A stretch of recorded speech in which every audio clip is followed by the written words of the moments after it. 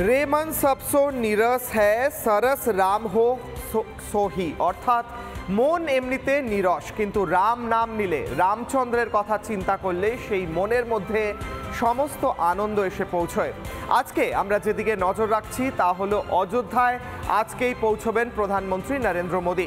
নতুন বিমানবন্দর উদ্বোধন করবেন প্রধানমন্ত্রী, তারই সঙ্গে সঙ্গে নতুনভাবে গড়ে তোলা অযোধ্যা রেলওয়ে স্টেশন উদ্বোধন করবেন প্রধানমন্ত্রী। নতুন নাম অযোধ্যা ধাম জাংশন।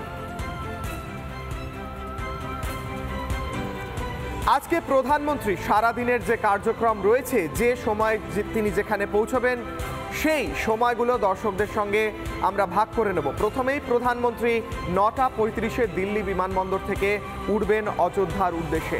10টা 45-এ অযোধ্যা বিমানবন্দরে অবতরণ করবেন প্রধানমন্ত্রী নরেন্দ্র মোদী।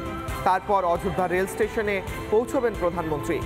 বিমানবন্দর থেকে রেলওয়ে স্টেশনে পৌঁছে রেলওয়ে স্টেশনের উদ্বোধন করবেন, নতুন রেলওয়ে স্টেশনের উদ্বোধন করবেন প্রধানমন্ত্রী, নতুনভাবে গড়ে তোলা। তারপরেই আবার অযোধ্যা বিমানবন্দরে ফিরে এসে অযোধ্যা বিমানবন্দরেরও উদ্বোধন প্রধানমন্ত্রীর হাতে। তারপর পৌঁছবেন অযোধ্যায় একাধিক প্রকল্পের শিলান্যাস করতে, যে প্রোগ্রাম ভেন্যু রয়েছে সেখানে পৌঁছবেন।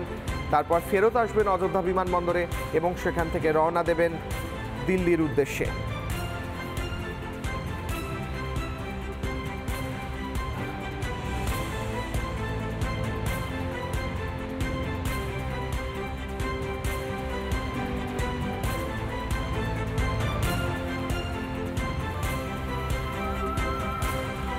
राम नाम अवलम बीनू परमार्थ की आस बरसत बारिद बूंद गही चाहत चढ़न आकाश। অর্থাৎ রাম নাম ছাড়া পরমার্থ বা আধ্যাত্মিক আশা করা, আধ্যাত্মিক লাভ আশা করা, তা হচ্ছে যেন বৃষ্টির ফোঁটা ধরে আকাশে চড়ার মতো।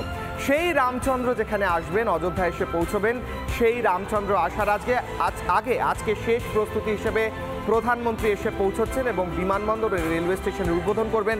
আমাদের সঙ্গে এই মুহূর্তে রয়েছেন আমাদের প্রতিনিধি বিট্টুর কাছে যাব সরাসরি।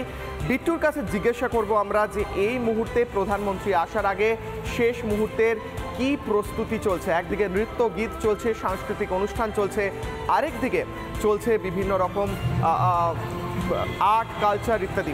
বিট্টু, এই মুহূর্তে তুমি রয়েছে অযোধ্যায় এবং প্রধানমন্ত্রী আর কিছুক্ষণের মধ্যে আমি তোমাকে যে ছবিটা সরাসরি দেখাবো, এই মুহূর্তে দাঁড়িয়ে তুমি দেখতে পাচ্ছ যে বিভিন্ন স্টাইল অর্থাৎ বিভিন্ন লোকগীতির স্টাইলকে এই মুহূর্তে সামনে আনা হচ্ছে। প্রধানমন্ত্রী নরেন্দ্র মোদী কিছুক্ষণের মধ্যে প্রবেশ করবেন। তার আগে তাকে স্বাগত জানাতে সাধারণত শিল্পীরা বিভিন্ন জায়গা থেকে আসছেন, সরাসরি তাদের কাছ থেকে জেনে নেবো তারা এই মুহূর্তে নৃত্য প্রদর্শন করছেন। कहाँ से आए हैं आप? ये कौन सा स्टाइल है, कौन सा डांसिंग स्टाइल है? हम लोग प्रयागराज से आए हैं और ये ढेरिया लोकप्रिय नृत्य है। इसके बारे में ये क्या करेंगे, आप कब करेंगे ये नृत्य प्रदर्शन? ये अभी हम लोग आज ही ये नृत्य करेंगे। माननीय प्रधानमंत्री नरेंद्र मोदी के स्वागत में हम लोग ये नृत्य करने वाले। इतने दिन बाद राम मंदिर होने जा रहा है, उसके पहले अयोध्या को एयरपोर्ट मिलेगा, रेल स्टेशन मिलेगा, ये कैसा फीलिंग्स है आपका? बहुत ज़्यादा एक्साइटमेंट है और पिछली बार भी अभी हम लोग आए थे तो काफ़ी इस बार आने के बाद बहुत बदलाव हम लोगों ने देखा। एकदम दुल्हन जैसा अयोध्या नगरी को सजा दिया गया है। आपका नाम क्या है? दिव्या शुक्ला। আমি এই মুহূর্তে দাঁড়িয়ে যে নৃত্য সঙ্গীত পরিবেশন হচ্ছে সেই জায়গাটাতে ছিলাম এবং সেক্ষেত্রে দাঁড়িয়ে যারা শিল্পীরা রয়েছেন তারা যেভাবে নেচে উঠছেন এবং প্রধানমন্ত্রীকে স্বাগত জানাতে যে ট্র্যাডিশনাল প্রয়াগরাজের যে ট্র্যাডিশনাল স্টাইল রয়েছে সেই স্টাইলটাকে সামনে রেখে এই মুহূর্তে প্রধানমন্ত্রীকে স্বাগত জানাতে যেভাবে তৎপরতা দেখা যাচ্ছে তা গুরুত্বপূর্ণ। এবং প্রচুর এরকম লোকশিল্পী, নৃত্যশিল্পী তারা বিভিন্ন জায়গা থেকে আসছেন এবং একাধিক স্টেজ তৈরি করা হয়েছে ধর্মপথ সংলগ্ন এলাকায়। আমি এর পাশাপাশি নিরাপত্তা ব্যবস্থাটা আরেকবার দেখাবো। এই মুহূর্তে সামগ্রিকভাবে নিরাপত্তা ব্যবস্থাটা চোখে পড়ার মতো।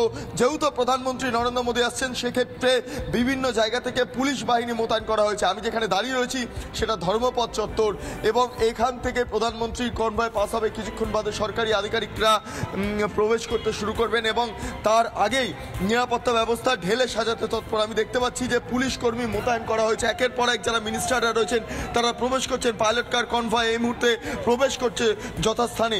অন্যদিকে দাঁড়িয়ে অযোধ্যা পুলিশের তরফে ব্যারিকেড করে দেওয়া হয়েছে, দেখতে পাচ্ছ কাঁটা তার লাগানো সে ব্যারিকেড। অর্থাৎ এই ক্ষেত্রে দাঁড়িয়ে যদি কোনো অপ্রীতিকর ঘটনা ঘটে তাহলে সঙ্গে সঙ্গে এই যেই প্রবেশ পথ, এটা অযোধ্যার প্রবেশ পথ, এই পথ যাতে সিল করে দেওয়া হয় তার ব্যবস্থা করা হয়েছে। একের পর এক পুলিশ কর্মীরা তারা ডিউটি নিচ্ছেন, এই মুহূর্তে তারা একে একে প্রবেশ করছেন। আবারও এক মন্ত্রী কনভয় দেখতে পাচ্ছি যে এক এক করে মন্ত্রী যারা পুলিশ অফিসাররা রয়েছেন তারা এই মুহূর্তে যেই অংশ রয়েছে, অর্থাৎ যে অনুষ্ঠান কর্মসূচি হবে যেখানে, সেইখানে প্রবেশ করতে শুরু করেছেন।